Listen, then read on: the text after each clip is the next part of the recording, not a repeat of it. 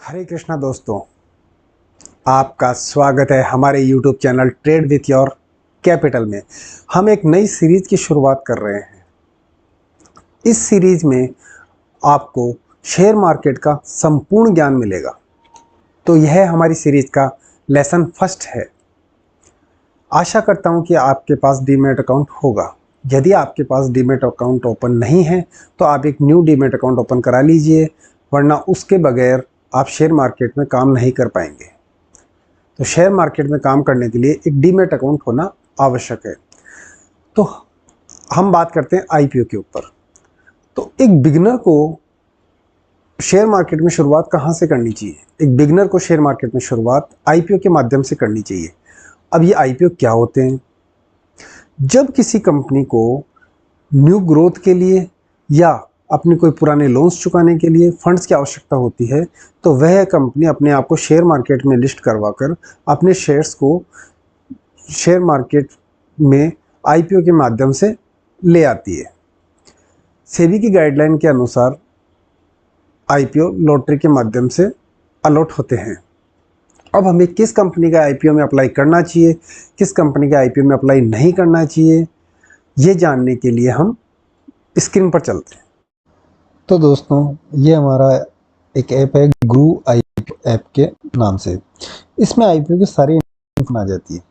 तो चलिए हम इस ऐप के अंदर चलते हैं। हो सके तो आप भी डाउनलोड कर लीजिएगा। तो हमें इस आईपीओ लिखे हुए सेक्शन में आना है। अब हम आगे देखेंगे कि आईपीओ दो प्रकार के होते हैं, मेन लाइन आईपीओ और SME IPO. Main line IPO लगभग 15,000 रुपये से लगाए जा सकते हैं और एसएमई आईपीओ लगभग 1,50,000 रुपये से लगाए जा सकते हैं। यह करंट आईपीओ का सेक्शन है। इसके अंदर जाके हम अपकमिंग आईपीओ देख सकते हैं, करंट आईपीओ देख सकते हैं एंड पास्ट में कौन कौन से आईपीओ आए थे वो देख सकते हैं। अब जैसे कि अभी ये एक नया आईपीओ आया है, क्रोनोएक्स। ये 3 जून 2024 को इसकी ओपन डेट है और 5 जून 2024 को इसकी क्लोज डेट है। ये ऑफर प्राइस है, जैसे कि 136 रुपये प्रति शेयर के हिसाब से यह शेयर मिलेगा और 110 शेयर अलॉट होंगे। यह इस आईपीओ की जीएमपी चल रही है। GMP means grey market premium. 78 रुपये से 80 रुपये प्रति शेयर प्राइस अभी ऊपर चल रही है, मतलब 58.82% प्राइस अप चल रही है कि जब ये आईपीओ ओपन होगा तो 58% ऊपर ओपन होगा। यह यहाँ डिस्क्रिप्शन में अलॉटमेंट 6 जून 2024 को होगा। यदि किसी का अलॉटमेंट नहीं होता है तो 7 तारीख को रिफंड वापस आ जाएगा और यदि किसी के अलॉटमेंट हो जाता है तो इस शेयर की लिस्टिंग 10 जून 2024 को होगी। अब हम सब्सक्रिप्शन वाले पार्ट में चल के समझते हैं आगे।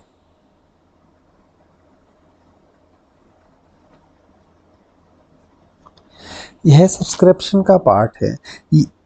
इस साइड कैटेगरी दी हुई है, इस साइड टाइम्स दिया हुआ है कि कितने गुना यह इशू सब्सक्रिप्शन हुआ है।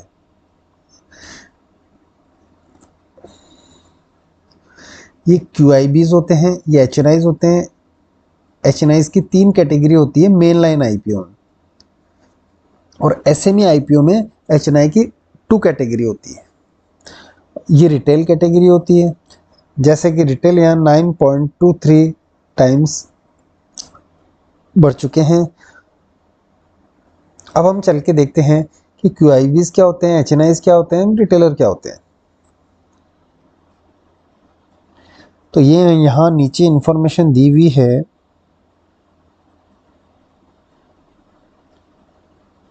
यहाँ क्यूआईबी की सारी डेफिनेशन दी हुई है, आप पढ़ सकते हैं कि जैसे म्यूचुअल फंड होते हैं, एफआईज होते हैं, फाइनेंशियल इंस्टीट्यूट्स होते हैं, बैंक्स होते हैं, उन्हें QIBs कहा जाता है, जो मुंह बड़ी बड़ी फर्म होती है उन्हें, जो एक तरीके से मोटी मोटी भाषा में बोल सकें तो एक तरीके से कि स्मार्ट मनी, वो QIBs होते हैं। 2 लाख रुपए से नीचे की यदि हम एप्लीकेशन लगाते हैं तो हम रिटेल कैटेगरी में आते हैं।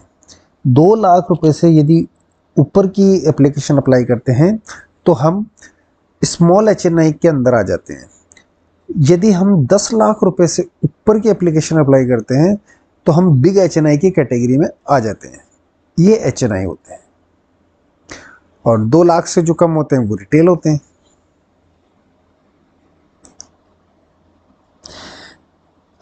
ये देखिए कि HNI 2 टाइप के होते हैं, small HNI and big HNI। जो 2 लाख रुपए से ऊपर की एप्लीकेशन लगाते हैं वह स्मॉल HNI में काउंट होते हैं।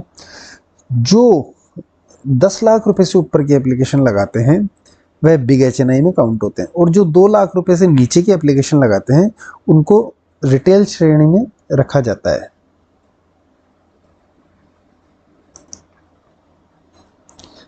अब हम आते हैं मोर इन्फॉर्मेशन के अंदर।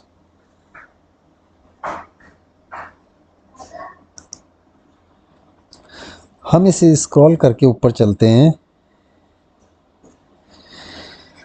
यह शेयर की काफ़ी डिटेल आ चुकी है, जैसे कि IPO opening date, IPO closing date, issue type किस टाइप का है, इशूज़ का साइज़ क्या है, शेयर की फेस वैल्यू क्या है, जैसे कि शेयर की 10 रुपये प्रति इक्विटी फेस वैल्यू है। IPO का प्राइस मिनिमम और मैक्सिमम दोनों प्राइस दिए हुए हैं। मार्केट का लॉट किस साइज का है, 110 शेयर का एक लॉट है। ये लिस्टिंग BSE और NSE दोनों में हो रहा है। अब जैसे कि कंपनी का जो भी इशू साइज है उसका 50% कंपनी QIBs को ऑफर करती है। पूरे इशू का 35% HNI कैटेगरी में चला जाता है। 15% रिटेल कैटेगरी को मिलता है। इसके नीचे और भी काफ़ी इंफॉर्मेशन दी हुई है, लेकिन हमारे मतलब की इंफॉर्मेशन केवल यहीं तक थी। यह अलॉटमेंट सेक्शन है। इसमें हम ये चेक करते हैं कि शेयर्स हमें अलॉट हुए या ना हुए। तो अलॉटमेंट की जो डेट दी हुई है उस डेट को नाइट में जाके हम ये चेक करते हैं। यहाँ पर सेलेक्ट कंपनी करते हैं। इन कंपनियों में से जिस कंपनी का IPO हमने सबमिट किया है वो सेलेक्ट कर लेते हैं।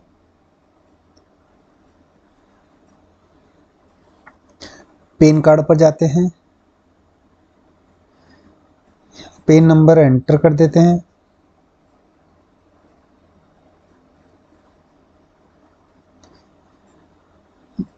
यहाँ पर ये वाला कैप्चा कोड एंटर कर देते हैं एंड सबमिट कर देते हैं।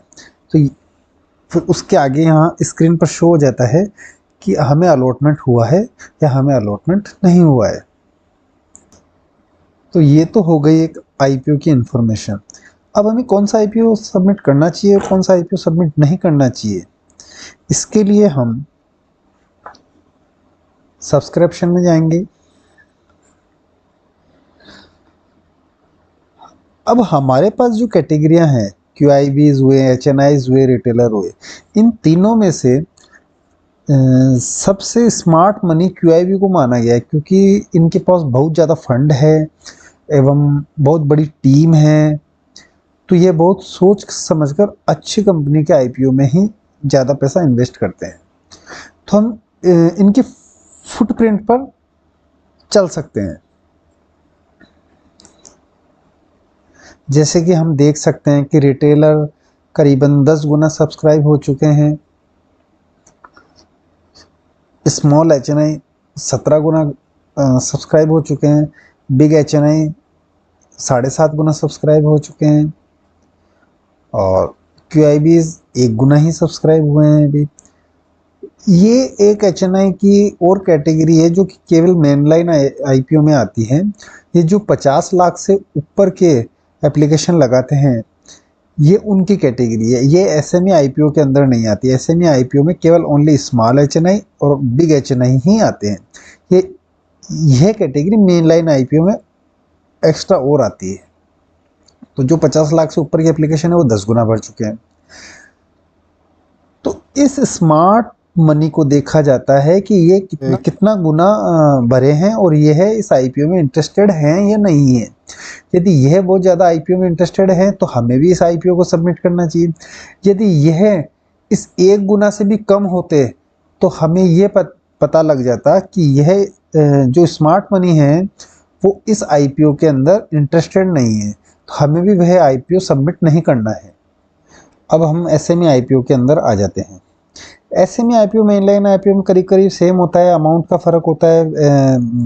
मेनलाइन आईपीओ कम से कम 15,000 से लगते हैं, एसएमई आईपीओ कम से कम 1.5 लाख रुपए से लगते हैं। और एसएमई आईपीओ के अंदर वो एचएनआई की थर्ड कैटेगरी नहीं आती है, केवल small HNI and big HNI आते हैं। मेनलाइन आईपीओ में एचएनआई की 3 कैटेगरी आती है। जैसे कि यह एक आईपीओ की डेट निकल चुकी है, 29 मई को लास्ट डेट थी।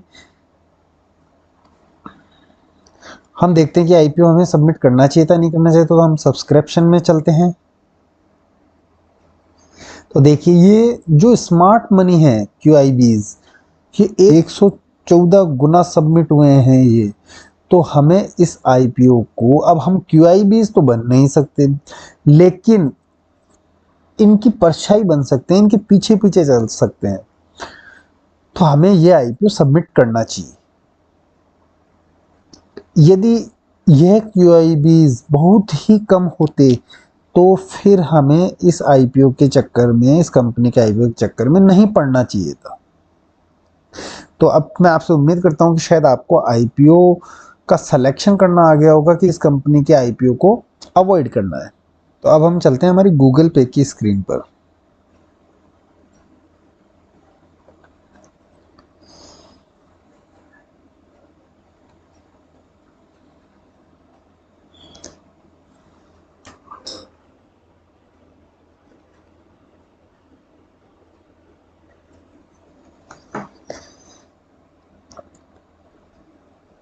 अब हम आ गए हैं हमारी गूगल पे की स्क्रीन पर।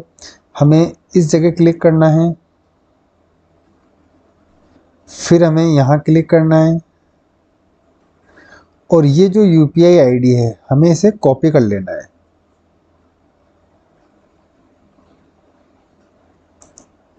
अब हम हमारी जीरोधा की स्क्रीन पर आ जाएंगे। मेरे पास जीरोधा है, आपके पास जो भी डीमैट अकाउंट हो उसे आप ओपन कर लीजिए।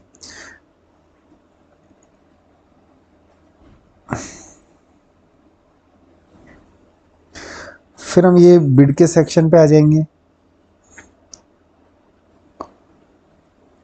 फिर हम ये आईपीओ के सेक्शन पे आ जाएंगे।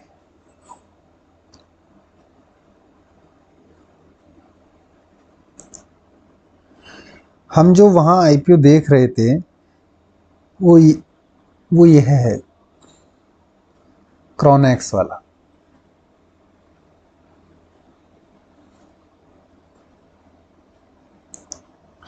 अब हम इस जगह अप्लाई कर देंगे, फिर इस अप्लाई के ऑप्शन को दबा देंगे। यहाँ हम जो हमने पहले यूपीआई आईडी कॉपी की थी उसे हम यहाँ पेस्ट कर देंगे।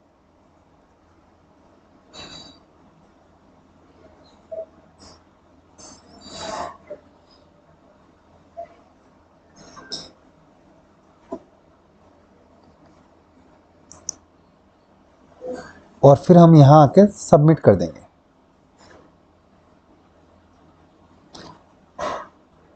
इस ओके को क्लिक कर देंगे।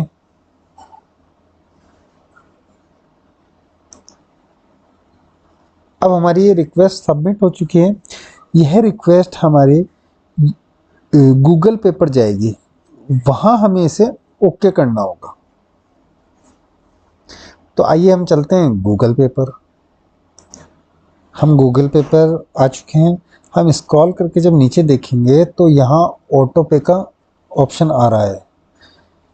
इस पे नीचे लिखा हुआ है नो पेंडिंग रिक्वेस्ट। तो अभी तक हमारे पास वो रिक्वेस्ट नहीं आई है, तो हम रिक्वेस्ट आने का वेट करेंगे।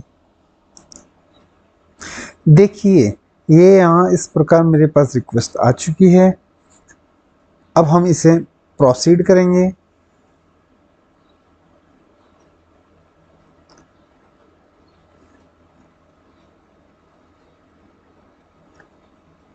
अब हम यहाँ क्लिक करेंगे। ये हमारे को हमारे बैंक के प्लेटफॉर्म पर लेके जा रहा है। अब हम यहाँ नेक्स्ट पे क्लिक करेंगे, एंटर यूपीआई पिन डालेंगे।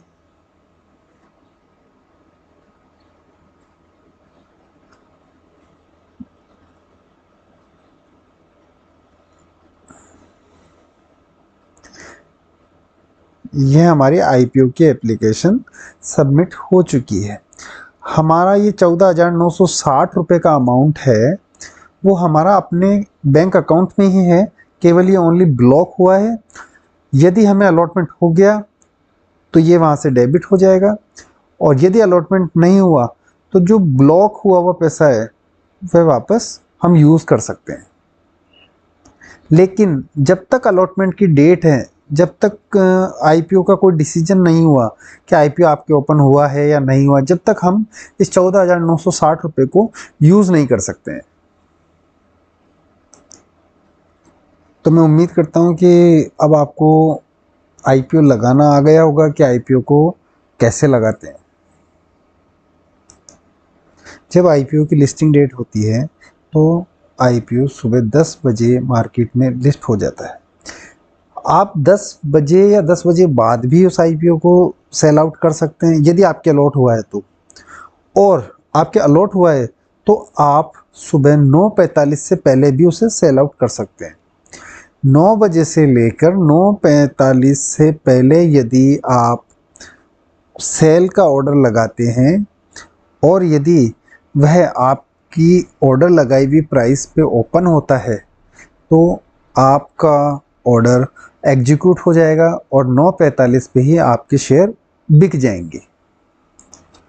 और यदि आपने जो ऑर्डर प्राइस लगाई है सेल आउट के लिए, यदि उससे कम प्राइस पे ओपन होता है तो आपका ऑर्डर एग्जीक्यूट नहीं होगा, फिर आपको 10 बजे बाद ही ऑर्डर को आप एग्जीक्यूट करवा सकते हैं।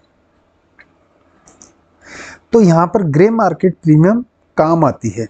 जैसे कि कोई शेयर 200 रुपये पर हमें मिला और उसकी ग्रे मार्केट प्रीमियम 50% की चल रही है, तो हम उम्मीद करते हैं कि शेयर 300 रुपये पर ओपन होगा। लेकिन ग्रे मार्केट प्रीमियम हमेशा एग्जैक्ट नहीं होती है, आप इस पर पूरा विश्वास नहीं कर सकते, इससे एक अंदाज़ा लगाया जा सकता है। तो इसका एक बहुत अच्छा उपाय यह है कि जो लोग आईपीओ को अपने पास नहीं रखना चाहते आगे, वो जो भी उनको प्रॉफिट हो रहा है वो लेना चाहते हैं बिना रिस्क के, तो वह यह कर सकते हैं कि 200 रुपये पर आपको शेयर अलॉट हुआ और 200 रुपये का ही प्री मार्केट ऑर्डर लगा दीजिए। तो शेयर यदि 295 रुपये पर भी ओपन होगा तो भी आपका एग्जीक्यूट हो जाएगा ऑर्डर, 275 पे ओपन होगा तो भी आपका एग्जीक्यूट हो जाएगा ऑर्डर। यदि आपने 300 रुपये का ऑर्डर लगा दिया और 295 रुपये पे ओपन हुआ तो फिर आपका ऑर्डर एग्जीक्यूट नहीं होगा, फिर आपको 10 बजे तक का इंतज़ार करना पड़ेगा। और 10 बजे बाद यदि वो 295 से ऊपर गया ही नहीं और नीचे आता गया तो आप उस सौदे को बेच नहीं पाएंगे, क्योंकि आप पहले प्रॉफिट देख चुके हैं। अब लॉस में बेचना, एकाएक लॉस में प्रॉफिट देखने के बाद बेचा नहीं जाता है किसी भी इंसान से, क्योंकि वहाँ साइकोलॉजी का इशू आ जाता है।